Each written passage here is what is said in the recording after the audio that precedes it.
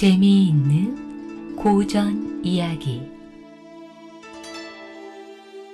청렴한 아내. 이것이 무엇이냐? 남경의 태수로 부임해온 유웅규에게 관과의 한 관리가 묵직한 주머니 하나를 건네주었습니다. 이에 유웅규는 짐작이 가는 것이 있는데 모른 척하며 다시 한번 물었지요. 이것이 대체 무엇냐고 묻지 않았소?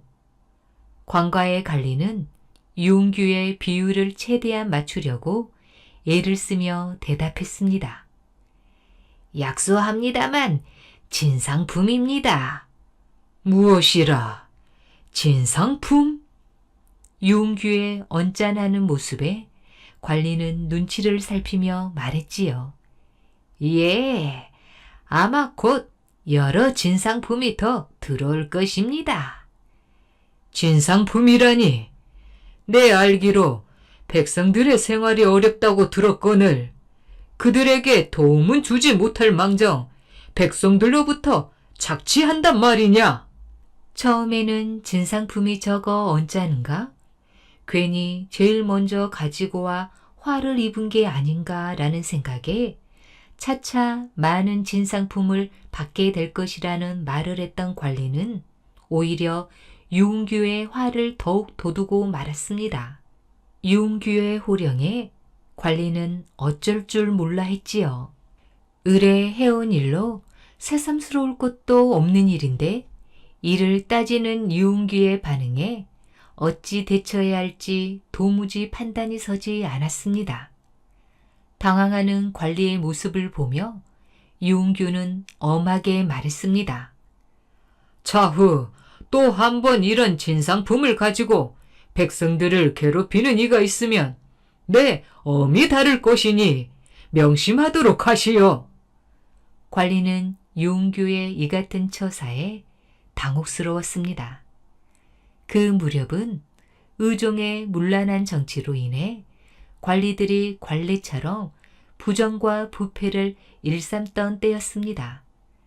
그러므로 대개 한자리 한다 싶은 사람들은 물을 만난 물고기처럼 재물을 긁어 모으는 일에 혈안이 되어 있었지요. 자신의 입속을 채우는 일에 급급하여 백성들이야 굶어 죽든 말든 전혀 관심을 두지 않았던 것입니다.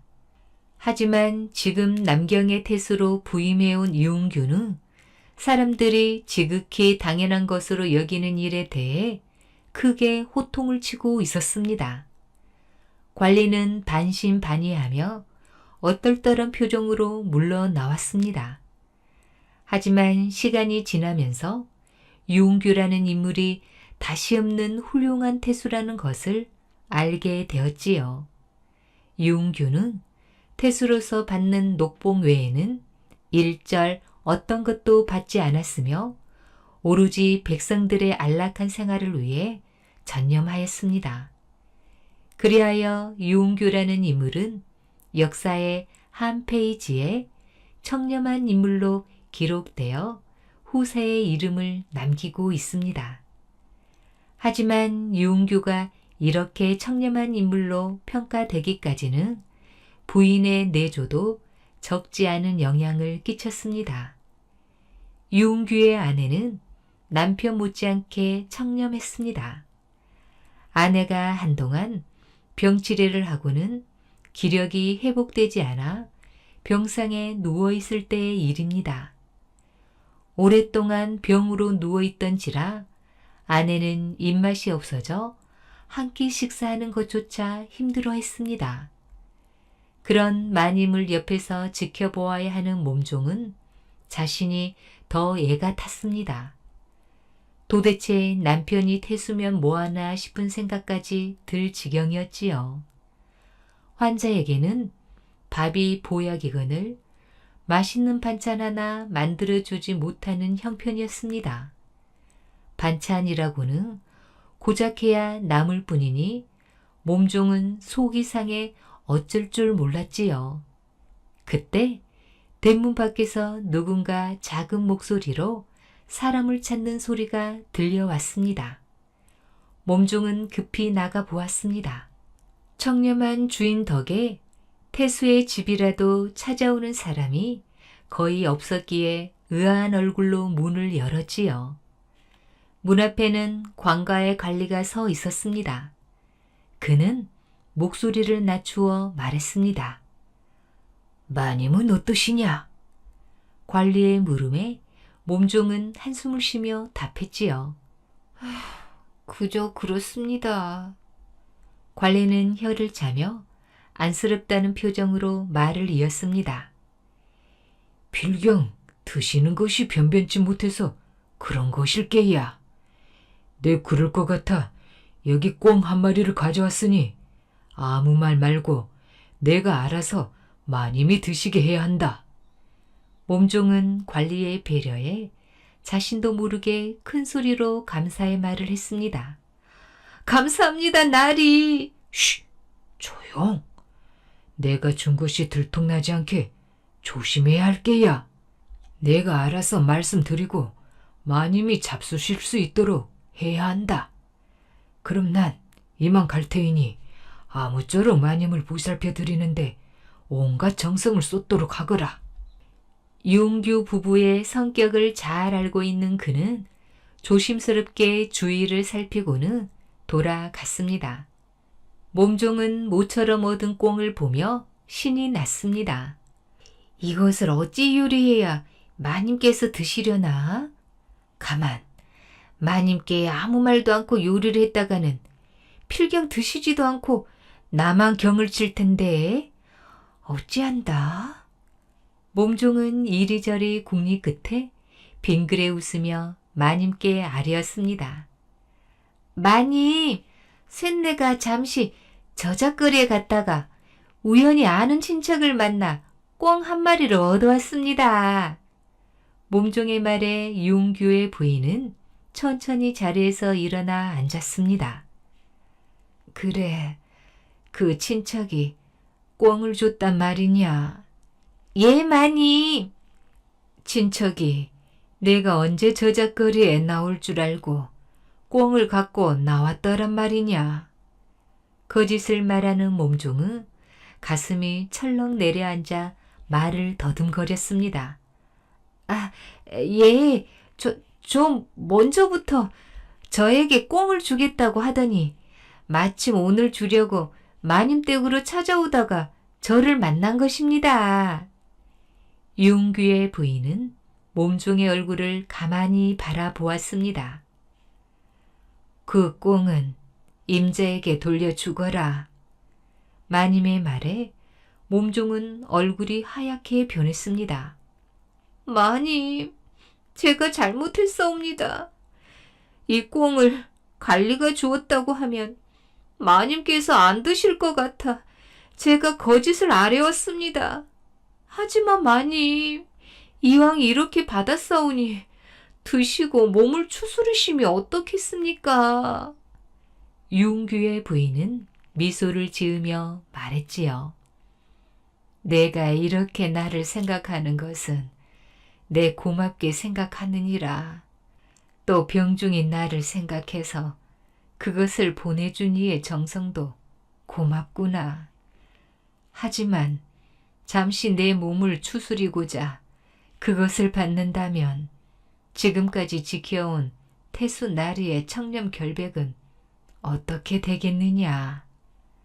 아내된 도리로 남편을 극진히 받들지는 못할 망정 남편의 이름에 오점을 남기게 할 수는 없다.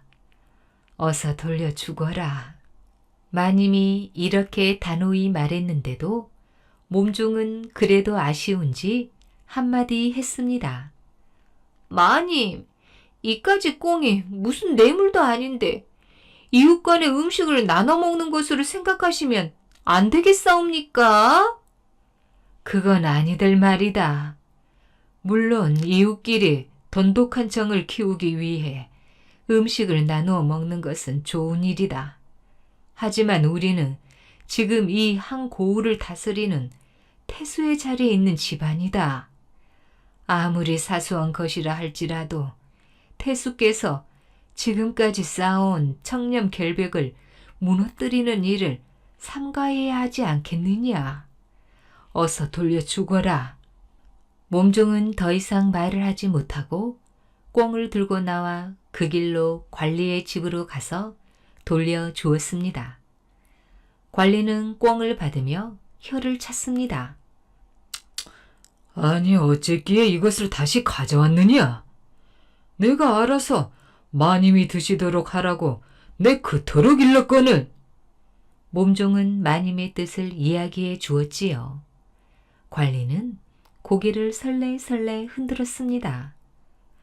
허흐, 거참 대단하신 분들일세.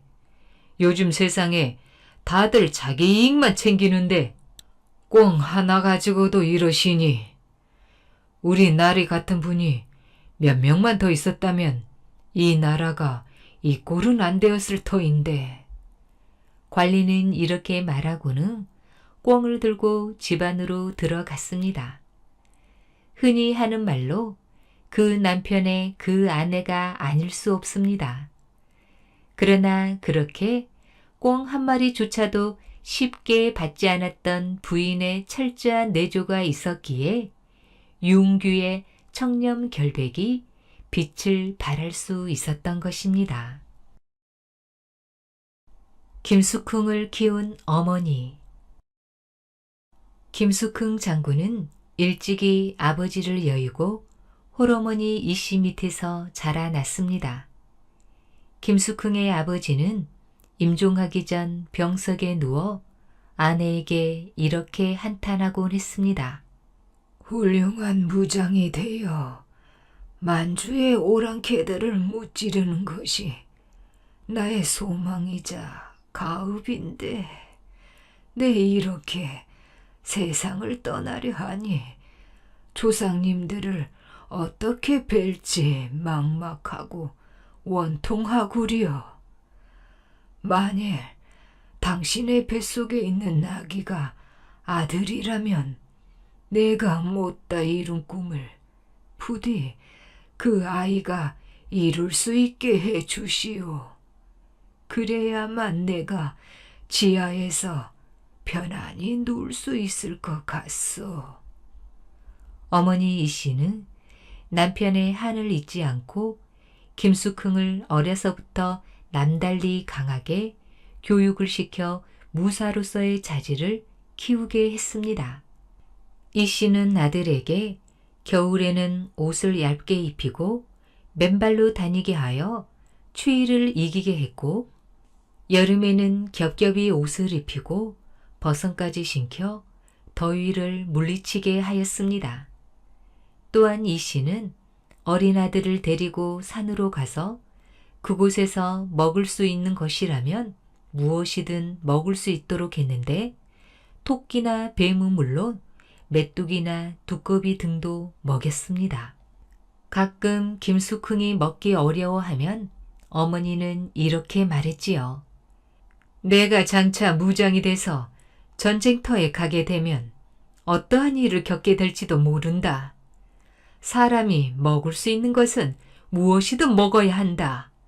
그래야만 어떠한 상황에서도 살아날 수 있는 것이다.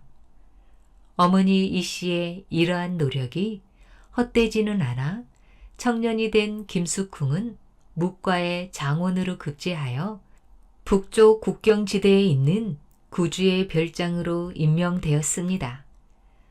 한 번도 어머니 곁을 떠나본 적이 없던 김숙흥은 홀로 계신 어머니 곁을 떠나 멀리 국경지대에 있자니 마음이 편치 않았습니다. 부모님께 효도도 못하는 자식이 무슨 국가의 충신이 될 수 있으리. 어머니를 찾아 배워야겠다. 김숙흥은 마음을 굳게 먹고 잠시 말미를 얻어 개경으로 향했습니다. 반가워하실 어머니 얼굴을 그리며 길을 재촉하여 드디어 집 앞에 당도했지요. 뜻하지 않는 아들의 출현으로 이씨 부인은 내심 반갑고 기뻤지만 잠시 생각을 가다듬은 후 이렇게 말했습니다. 얘야, 너의 직무가 이리도 한가한 자리란 말이냐. 어찌 그리 생각 없이 행동할 수 있단 말이냐. 너 같은 장군이 사사로운 감정 때문에 자리를 며칠씩이나 비운다면 누가 나라를 지킨다는 것이냐. 김숙궁은 반갑게 맞아줄 것이라 믿었던 어머니가 정색하며 훈계를 하자 할 말을 잃었습니다. 내가 이렇게 어리석은 짓을 저지르는 사이에 혹여 오랑캐가 쳐들어온다면 어떻게 하겠느냐. 이렇게 나란 일을 그르친다면 내가 무슨 면목으로 너희 아버지와 조상님들을 대할 수 있겠느냐. 내 비록 이 어미와 몸은 떨어져 있다 하더라도 어미의 마음만은 항상 내 곁에 떠나지 않을 터인데 쓸데없는 걸음을 했구나.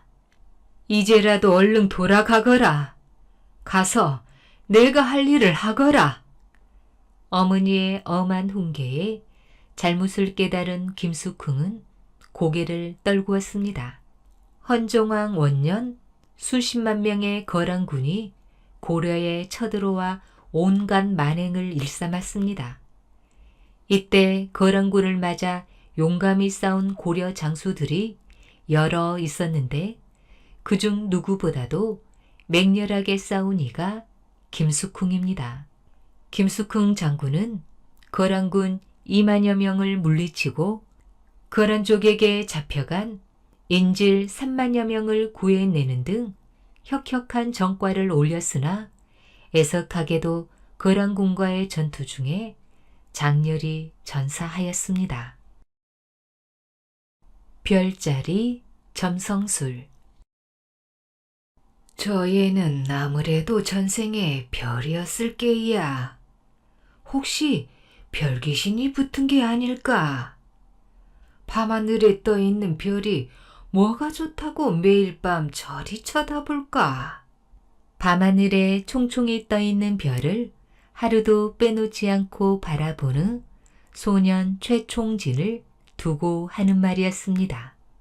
전라도 영암 땅에서 태어난 최총진은 어렸을 때부터 별을 쳐다보는 것을 즐겼습니다. 별을 한참 동안 뚫어지게 쳐다보다 빙그레 웃기도 하고 때로는 훌쩍훌쩍 울기도 했지요. 그는 수많은 별의 아름다움을 이미 가슴 깊이 느끼고 있었습니다. 또한 별의 존재 가치에 대해서도 아는 듯 했습니다. 늘 별을 가까이 하며 자란 최총진은 천문학과 주역에 능통했는데 별을 보고 치는 그의 점괘는 백발백중이었습니다. 이런 소문은 꼬리에 꼬리를 물고 퍼져 마침내 왕건의 귀에도 들어가게 되었지요. 마침 왕건은 한동안 회개한 꿈 때문에 마음이 몹시 불편했던지라 곧 사람을 시켜 최총진을 대궐로 불러들이기로 마음먹었습니다. 여봐라, 내일 당장 최총진이란 자를 데려오도록 하라. 왕건의 명에 한 신하가 나서며 아뢰었습니다. 폐하, 허나 그 자는 전라도 영암 땅에 사는지라 입고하기까지는 사흘 정도가 걸릴 것으로 사료되옵니다. 좋다. 사흘 안에 당장 그 자를 내 앞으로 데려오도록 하라. 왕건의 명령을 받던 유사라는 사람은 그 길로 말을 재촉해 영암으로 달려갔습니다. 원래는 왕복 닷새도 넘게 걸리는 먼 곳이지만 왕건이 급하게 재촉하자 유사는 전 속력으로 말을 몰았지요. 마침내 최총진의 집에 도착한 유사는 다급하게 외쳤습니다. 이리 오너라, 개 아무도 없느냐? 잠시 후 늙은 하인이 대문을 열었습니다. 뉘시오. 이 집의 주인이 최총진이라는 어르신인가? 예, 그러하옵니다만 주인 어른은 지금 안 계십니다. 아침 일찍 집을 나서 아직 돌아오시지 않았는데쇼. 일을 어쩐다. 혹 어디 가셨는지 모르는가? 본래 어디 가신다는 말씀을 안 하시고 나가시는 분이라 소인은 잘. 유사는 안타까워 발을 동동 굴렀습니다. 지금 당장 출발해도 사흘 안에 송도에 이르기는 힘들 것이라는 생각에서였습니다. 그러나 유사가 낭패를 당해 어찌할 줄 몰라 할 때 최총진은 이미 송도에 도착해 대고를 지키는 수문장을 만나고 있었습니다. 최총진은 서슴없이 수문장에게 말을 건넸지요. 나는 전라도 영암 땅에서 온 최총진이라는 사람이요. 폐하께 해몽을 해드리기 위해 왔으니 어서 아래도록 하시오. 최총진의 말에 수문장은 어이가 없어 웃었으나 말하는 투나 행색으로 보아 거짓은 아닌 듯하여 상부에 보고하였습니다. 잠시 후 상부에서 내려온 지시를 받은 수문장은 황급히 최총진을 대궐 안으로 들여보냈지요. 최총진은 곧 공인들의 안내를 받아 왕건 앞에 무릎을 꿇고 앉았습니다. 왕건은 최총진의 얼굴을 한번 쳐다보고는 물었습니다. 내가 사흘이라는 시간을 주고 너를 불러오라 했는데 어찌 하루 만에 오게 되었느냐? 실은 사흘 전에 별을 보고 폐하께서 저를 부르리라는 것을 알았습니다. 그래서 바로 폐하를 배알하려고 했으나 너무 빨리 와도 놀라실 것 같아 오늘 아침에서야 집을 떠났습니다. 그 말에 왕건의 눈이 휘둥그레졌습니다. 아니, 하루에 천리길을 오다니 그 무슨 당치 않는 막말이냐? 최총진은 침착하게 다시 고개를 숙여 아뢰었지요. 폐하, 실은 소인이 죽지법을 조금 합니다. 그래서 왕건은 최총진의 재주가 범상치 않음을 알고 가까이 다가오도록 명했지요. 가까이서 본 최총진의 눈은 초롱초롱 빛난 것이 정말로 밤하늘의 별빛을 닮은 듯 했습니다. 왕건은 신중한 어조로 말했습니다. 쥐미 며칠 전 꿈을 꾸었는데 그 꿈이 영 흉몽인 것 같구나. 내가 어떤 산중으로 사냥을 나갔는데 어쩌다 보니 내가 사는 이 대궐보다도 더 큰 벌집에 들어가게 되었다. 그런 벌집은 생전 처음이었다. 그런데 그 벌집 속의 벌들이 일제히 과인을 향해 근절을 하는 게 아니겠느냐. 짐이 보기에 이 꿈은 아무래도 흉몽인 듯 싶은데 내 생각은 어떠하냐? 짐이 벌집을 쑤셨으니 어찌 벌들이 가만히 있겠느냐? 당연히 무슨 변이 생기거나 전쟁이 날 징조가 아니겠느냐? 왕건의 얘기를 조용히 듣고 난 뒤 최총진은 입을 열었습니다. 폐하, 그 꿈은 아주 좋은 길몽이옵니다. 보통 사람이 벌집을 뒤집었으면 좋지 않으나 폐하께서는 이 나라의 대왕이 아니시옵니까? 그리고 벌들이 일제히 폐하께 근절을 올렸다면 이는 필시 머지않아 폐하께 없어 이 나라를 통일하여 큰 업적을 이루실 것이라는 하늘의 계시가 분명하옵니다. 최총진의 말을 들으며 왕건의 얼굴은 점점 환하게 생기가 돌았습니다. 과연 듣고 보니 그러한지고 내 오늘부터 너를 가까이 두고 정사를 함께 의논하리라. 그런 다음 왕건은 최총진에게 지몽이라는 이름을 하사하고 약속대로 늘 자신의 곁에 두고 조정의 모든 대소사를 함께 의논했습니다. 훗날 최지몽의 해몽대로 왕건은 후 삼국을 통일하여 고려의 태조에 등극할 수 있었고, 최총진, 즉 최지몽은 금주 고문이라는 높은 벼슬에 올랐습니다. 태조의 뒤를 이은 해종대에도 최지몽은 역시 일관으로서 별자리와 꿈을 통해 왕실의 기륭이나 나라의 앞길을 예견하는 일을 하였습니다. 그날도 역시 최지몽은 밤하늘을 바라보며 별자리의 움직임을 관찰하고 있었지요. 하늘에는 별들이 서로 다투어 아름다운 빛을 뿜어내고 있었습니다. 매일 밤 보는 별빛이었지만 그 밤 따라 유독 별들은 경쟁이라도 하듯 빛을 발하고 있었지요. 별들의 간격과 위치가 마치 어떤 규칙에 의해 자리한 듯 일정했고, 별빛은 마치 시퍼런 물에 반짝이는 구슬들처럼 콕콕 박혀있는 듯 보여 보면 볼수록 아름답기 그지 없었습니다. 최지몽이 별빛에 홀린 듯 넋을 놓고 있을 때 갑자기 유성 하나가 북두칠성 동쪽 끝자락에 위치한 자미성권 위를 지나가는 것이 보였습니다. 최지몽은 그때까지의 황홀경에서 깨어나 이내 예상치 않는 일이 조정에 일어날 것을 직감했습니다. 다음 날 날이 밝자마자 최지몽은 해종을 아련하고 이렇게 고했지요.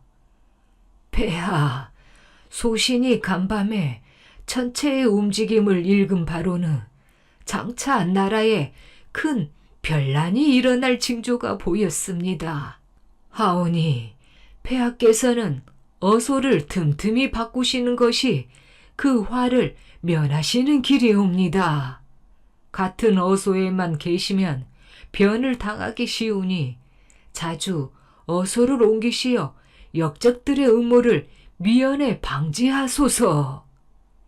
해종은 최지몽의 말을 받아들여 그날부터 어소를 한 곳에 정하지 않고 여러 차례 옮겼습니다. 과연 며칠 뒤 해종이 신덕궁에서 침소를 들던 날, 평소 해종이 잠을 자던 어소에 자객이 드는 변이 일어났는데, 이로 인해 또 한 번 최지몽의 애언은 정확하게 맞아 떨어졌습니다. 그 후 해종이 병으로 승하하고 뒤를 이어 정종이 즉위한 다음에도 최지몽의 출세 가도는 변함이 없었습니다. 그러나 원숭이도 나무에서 떨어지는 날이 있지요. 별자리를 읽으며 평생을 별의 뜻에 따라 살아온 최지몽은 어전 연회에서 정종과 술을 마시다가 술이 얼큰하게 취해 그만 실언을 하고 말았습니다. 그로 인해 그간 쌓았던 공로가 한낱 물거품처럼 사라진 최지몽은 귀양살이는 물론 10년 동안이나 등용되지 못했습니다. 세월이 흘러 경종이 즉위한 후 다시 왕의 부름을 받은 최지몽은 성종대에 이르기까지 점성술을 바탕으로 한 예리한 애언으로 왕의 총애를 받았습니다. 그러나 사람은 기가 있으면 승이 있고 승이 있으면 결이 있는 법, 나이가 들어 노인이 된 최지몽은 병을 얻어 자리에 들어눕게 되었고 급기야 영영 이 세상을 등지고 말았습니다. 평생을 별과 대화하며 산 최지몽은 유성이 사라지듯 조용히 천체 저편으로 사라져 갔습니다. 최지몽이 죽자 성종은 그의 죽음을 슬퍼하며 말 두 필과 시를 써서 애도의 마음을 전했다고 합니다. 귀신을 보는 장님. 이양복이 어렸을 때 이웃에 사는 재상집 아들이 가까운 친구여서 자주 드나들었습니다. 어느 날 재상집 아들이 몹술병에 걸려 자리에 눕게 되었지요. 용하다는 의원을 불러 진찰하고 좋다는 약은 다 써보았지만 소용이 없었습니다. 마음이 답답한 재상은 스님을 불러다가 불경을 읽기도 하고 무당을 불러다가 굿도 했지만 아무 소용이 없었습니다. 먼 친척이 장님 점쟁이를 부르자고 했습니다. 장님 점쟁이가 유명하답니다. 그러니 그분을 모시죠. 그는 장님 점쟁이를 불러서 물었습니다. 장님은 산통을 흔들어 점을 치고 육갑을 짚어보더니 길게 한숨을 쉬었습니다. 휴. 재상은 몸이 화끈 달아서 다급하게 물었지요. 무슨 병이기에 그리 한숨을 쉬는 거냐? 휴. 속 시원하게 말이나 하게. 장님은 한동안 머뭇거리다가 입을 겨우 열었습니다. 금년을 넘기지 못할 것입니다. 뭐라, 무슨 수가 없겠는가? 재상은 걱정이 되어 장님을 붙들고 늘어졌습니다. 있기는 있습니다만. 어떻게 해야 한단 말인가? 재상은 장님의 손을 잡고 애걸하였으나 장님은 좀처럼 입을 열지 않았습니다. 죽을 사람을 살린다는 게 얼마나 좋은 일인데 말을 하지 않는가? 모르는 바가 아니오나. 장님이 진땀을 흘리며 손만 비비고 있자 재상은 더욱 몸이 달았습니다. 내 아들을 살리기만 하면 무슨 일이든 다 할 테니 어서 말하게. 어려운 것은 아닙니다만 대개 아드님이 병든 것은 귀신이 노리고 있기 때문입니다. 뭐라, 귀신이 노린다고? 무슨 까닭으로 귀신이 노린단 말인가? 또 어떻게 해야 피할 수 있단 말인가? 피하는 방법을 소인이 말하면 소인의 목숨이 없어지고 말 것입니다. 호호, 그건 또 무슨 말인가? 어서 속 시원히 말해 보게나. 소인이 말하면 귀신은 제 뜻을 이루지 못하는 것을 짐작할 것입니다. 그러면 그 재앙이 제게 올 수밖에요. 아들을 살리려면 애꿎은 장님이 죽을 것이라는 말에 재상은 머리가 아팠습니다. 자기 아들을 살리려고 남을 해치는 일은 할 수 없기 때문이지요. 장님은 산통을 챙겨 돌아가려고 했습니다. 재상의 어려운 부탁이 나오기 전에 집으로 빨리 돌아가려는 생각이었지요. 장님이 자리에서 일어서려는데 방문이 급히 열리더니 여인이 뛰어들어와 장님의 멱살을 잡았습니다. 네 이놈! 여인의 손에는 시퍼런 은장도가 들려 있었습니다. 이 여인이 바로 환자, 그러니까 재상 아들의 부인이었지요. 환자의 부인은 은장도를 장님의 목에 대고 호령했습니다. 뜻밖의 벌어진 일이라 재상은 멍하니 바라보았지요. 문 밖에서 다 들었다. 너는 사람을 구하는 걸 알고 있으면서 말하지 않으니 괘씸하다. 내가 장님이라도 내 손에 쥐어진 이 칼을 느낄 것이다. 부인이 호령을 하자 장님은 부들부들 떨었습니다. 부인은 칼을 쥔 채 말했지요. 이 칼로 너 죽고 나 죽자. 너는 죽을 사람이 살아나는 방법을 알면서 구하려 하지 않았으니 마땅히 죽어야 한다. 이 칼로 너를 죽인 뒤에 나도 죽으려고 한다. 장님의 얼굴은 흑빛이 되어 부들부들 떨었습니다. 잠깐만. 무슨 할 말이 더 있더냐? 소인은 이래도 죽고 저래도 죽기는 마찬가지입니다. 말을 안 하면 소인도 죽고 대개 바깥 어른도 돌아가실 것이요. 말을 하면 소인만 죽고 대개 바깥 어른은 살 것입니다. 그러니 두 목숨 죽는 이보다 한 목숨 죽는 것이 나을 게 아닙니까? 그래서 부인은 장님의 멱살을 여전히 놓지 않았습니다. 대개 바깥 어른을 이 항복 도련님과 같이 있게 하시면 애군을 면할 수 있을 것입니다. 대개 바깥 어른을 노리고 있는 귀신은 감히 이 항복 도련님을 노리지 못할 것이니 그리하면 피할 수 있습니다. 말을 마친 장님은 식은땀을 흘리며 기절하여 쓰러졌습니다. 부인도 지쳐서 은장도를 놓고 가쁜 숨을 몰아 쉬었지요. 남편을 구하려는 생각에 호통치기는 했으나 듣고 나니 온몸에 기운이 빠져버렸습니다. 재상은 이 항복에게 찾아가서 사정 이야기를 하였습니다. 그거 아주 쉬운 일입니다. 이 항복은 자신있게 대답했지요. 그는 병자와는 가까운 친구인 데다가 용기가 있어 조금도 겁내지 않았습니다. 고맙네. 이 항복이 아들의 친구지만 재상은 고개 숙여 고마웠습니다. 이날부터 이 항복은 병자와 같은 방에서 지냈지요. 낮에는 책을 보고 밤에는 나란히 누워 잤습니다.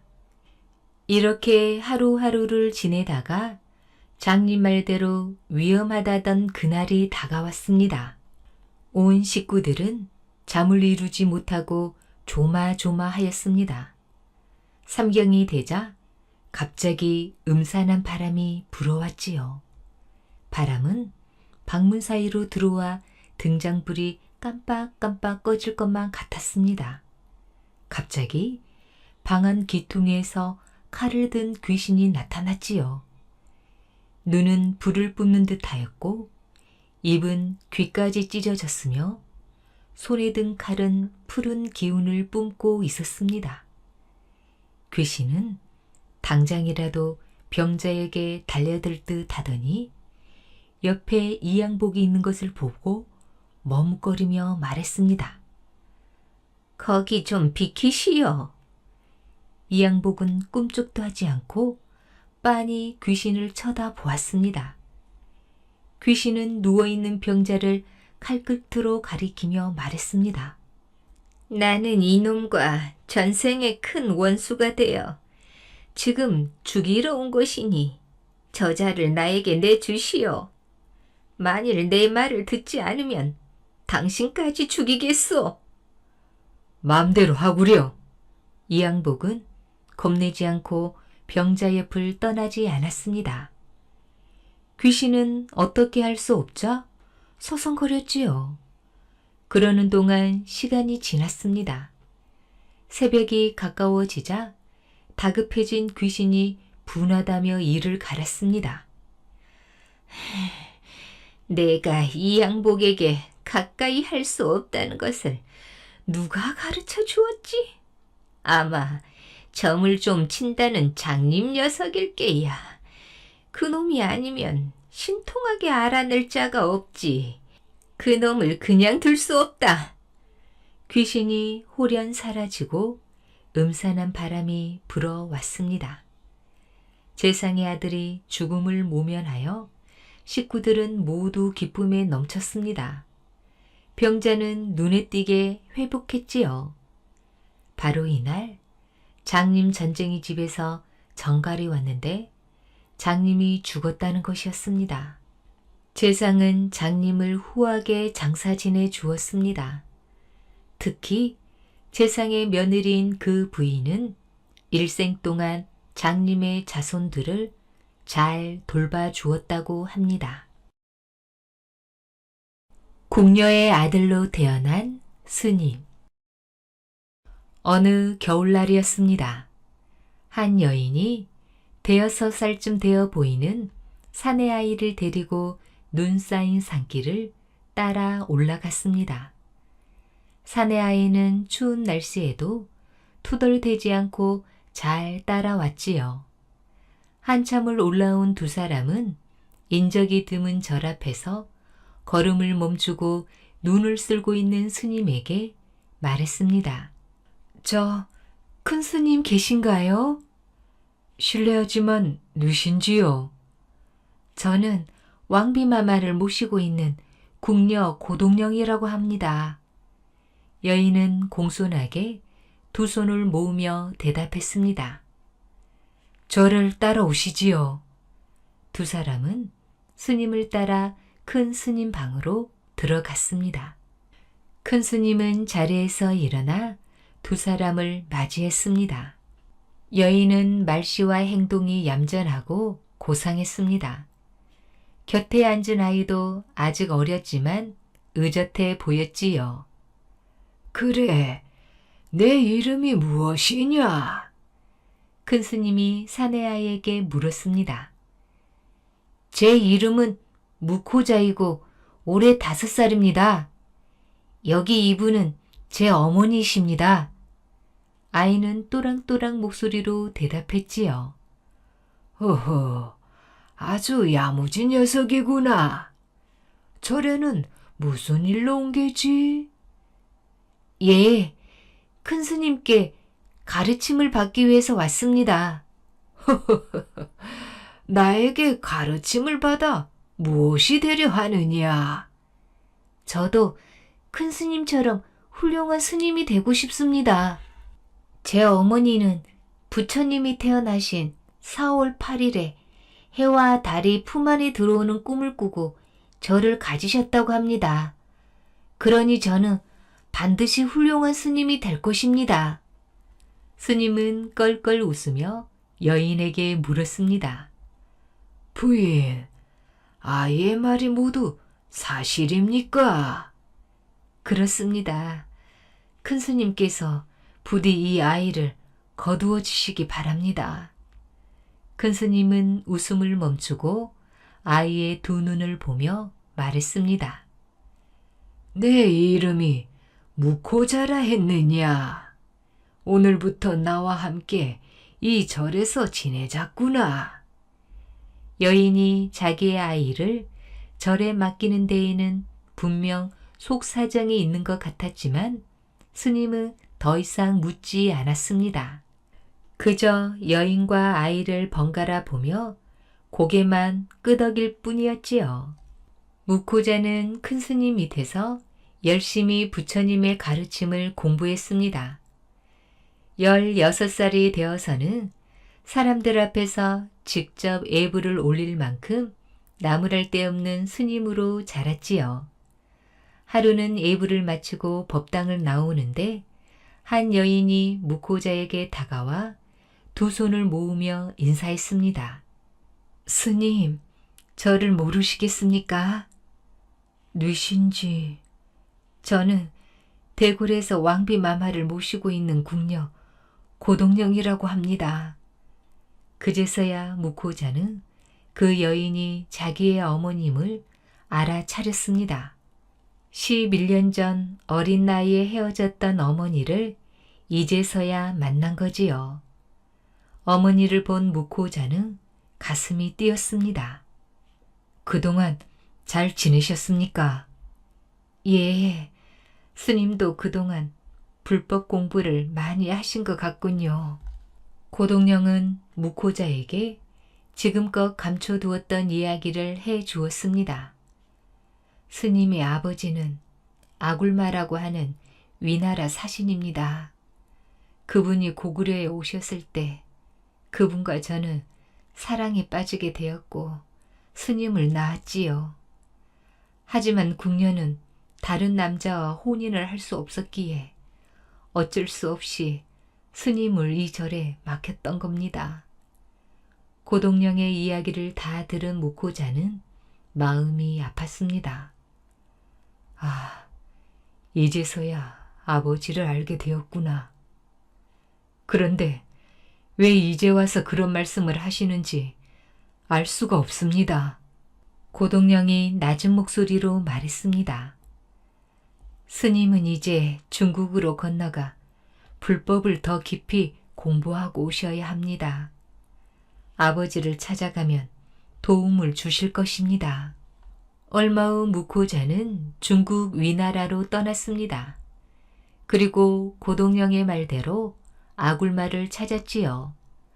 아굴마는 위나라의 높은 벼슬에 올라 그곳의 가족과 함께 행복하게 살고 있었습니다. 저는 고구려에서 온 무코자라고 합니다. 고동령이라는 고구려 궁녀의 소개로 찾아왔습니다. 고동령이란 이름을 들은 아굴마가 깜짝 놀라며 물었습니다. 그분은 잘 지내고 계십니까? 아굴마는 고동령과 나누었던 사랑을 좋은 추억으로 마음속에 간직하고 있었습니다. 하지만 고동령이 자기의 아이를 낳았다는 사실은 몰랐지요. 예, 건강하게 잘 지내고 계십니다. 아굴마님을 찾아가면 불법 공부를 하는데 도움이 될 훌륭한 스승을 만나게 해 주실 거라고 하셨습니다. 무코자는 아버지라고 부르고 싶은 마음을 애써 참으며 말했습니다. 그분의 부탁이라면 당연히 들어드려야지요. 부디 불법 공부에 전념하셔서 훌륭한 스님이 되십시오. 아굴마는 무코자를 현창 화상에게 데려갔습니다. 현창 화상은 무코자에게 아도라는 새로운 이름을 지어 주었습니다. 아도 스님은 3년 동안 위나라에 머물며 현창 화상에게 가르침을 받았지요. 불법 공부가 끝나고 고구려로 돌아온 아도 스님은 고동령을 찾아갔습니다. 그동안 편안히 지내셨습니까? 저보다 스님께서 공부하시느라 고생이 많으셨겠지요. 고동령은 무사히 돌아온 아도 스님이 무척 반가웠지만 기쁜 마음을 겉으로 드러내지 않았습니다. 아도 스님이 해야 할 공부가 아직 더 남아 있었거든요. 이제 스님은 신라로 건너가셔야 합니다. 아도 스님은 깜짝 놀랐습니다. 고구려와 신라는 서로 팽팽하게 맞섰기 때문에 신라로 가는 건 목숨을 걸어야 하는 매우 위험한 일이었거든요. 하지만 고동령은 침착하게 말했습니다. 신라에는 저를 지키기에 좋은 곳이 7군데나 있습니다. 그곳에 절을 세우고 신라 사람들에게 부처님의 가르침을 널리 전하는 것이 스님이 해야 할 일입니다. 부처님의 가르침을 전하기 위한 것이라 해도 신라로 가는 건 매우 어려운 일이었습니다. 하지만 아도 스님은 용기를 내서 신라로 건너갔지요. 신라 옷으로 차려입은 아도 스님은 작은 마을로 들어섰습니다. 그러고는 어느 집 앞에서 주인을 불렀습니다. 주인장 계십니까? 무슨 일로 저희 집에 찾아오셨는지요? 먼 길을 가던 중에 잠시 쉴 곳을 찾고 있습니다. 일을 거들어 드릴 테니 며칠만 묵어가게 해 주십시오. 마침 잘 됐군요. 그렇지 않아도 일손이 모자라던 참인데 들어오시지요. 집주인은 모래라는 사람이었습니다. 아도 스님은 모래의 집에 머물며 농사일을 도와주었지요. 모래도 아도 스님을 정성껏 대접했습니다. 시간이 흘러 모래와 친해진 아도 스님은 자기가 누구인지 솔직히 말했습니다. 제 이름은 아도입니다. 고구려 승려로 부처님의 가르침을 전하러 신라로 왔으니 제발 저를 내치지 말아 주십시오. 모려는 아도 스님의 부탁을 거절할 수 없었습니다. 하지만 아도 스님이 고구려에서 왔다는 것을 혹시라도 사람들이 알아챌까봐 집안에 굴을 파고 아도 스님을 숨겨 주었지요. 시간이 흐르면서 아도 스님에 대한 이야기는 사람들의 입을 타고 퍼져 나갔습니다. 불교에 대해서 궁금증을 갖고 있던 신라 사람들은 아도 스님을 찾아왔습니다. 그때까지만 해도 신라 사람들은 불교에 대해서 아는 것이 전혀 없었지요. 사람들은 세상에 태어나 늙고 병들어 마침내는 죽게 됩니다. 살아있는 동안 우리는 많은 고통을 겪게 되지요. 부처님은 걱정과 고통을 지혜롭게 다스릴 수 있는 가르침을 주시는 분입니다. 아도 스님은 부처님의 가르침을 전하며 모려의 집에서 몇 년간 머물렀습니다. 이렇게 해서 아도 스님은 신라에 처음으로 부처님의 가르침을 전한 스님이 되었지요. 그 무렵 중국 양나라에서 신라의 눌지왕에게 진귀한 향을 선물로 보내왔습니다. 하지만 신라에는 아직 향이 없던 때였지요.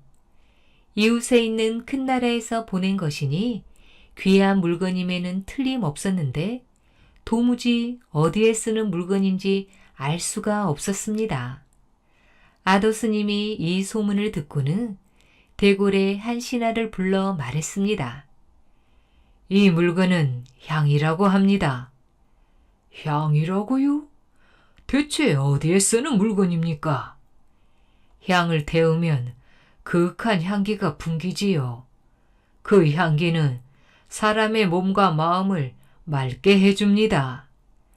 아도 스님은 향의 쓰임새에 대해 자세히 설명해 주었습니다.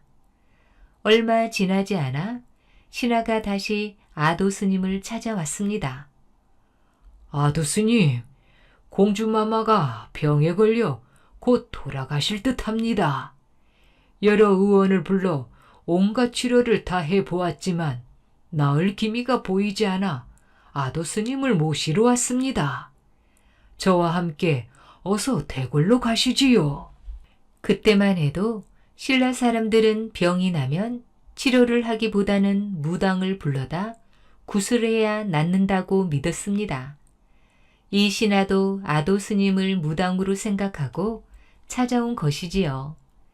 대궐로 들어간 아도 스님은 공주의 방에 향을 피우고 정성을 다해 기도를 올렸습니다. 방 안에 그윽한 향냄새가 퍼지면서 아도 스님의 기도 소리도 점점 높아졌습니다. 아도 스님이 기도를 올린 지 얼마 지나지 않아 놀라운 일이 벌어졌습니다. 공주가 스르르 눈을 뜨면서 정신을 차렸던 것이지요. 고맙소. 그대 덕분에 공주의 병이 나았소. 감사의 뜻으로 그대의 소원을 들어주겠소. 눌지왕은 기뻐하며 아도 스님에게 소원을 물었습니다.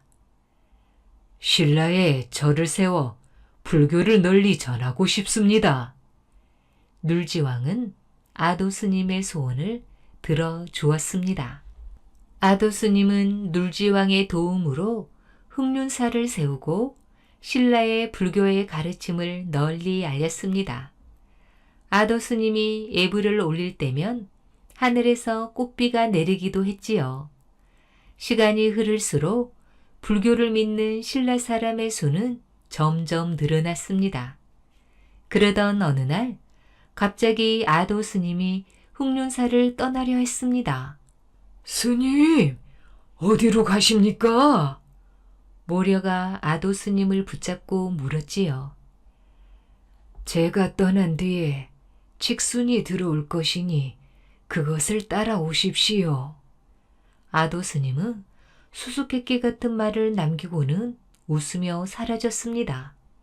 그런데 그해 겨울 신기하게도 모려의 집 마당으로 칙순이 들어오는 게 아니겠어요?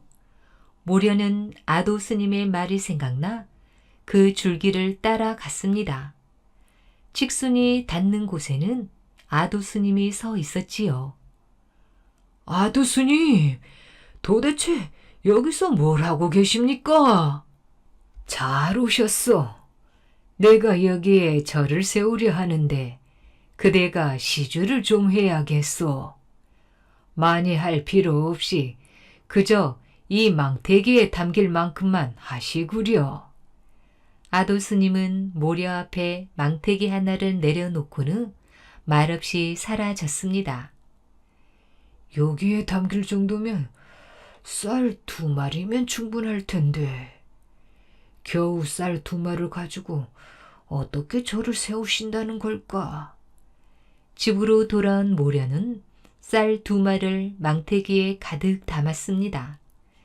그런데 망태기는 쌀 2마리는커녕 2섬을 부어도 채워지지 않았지요.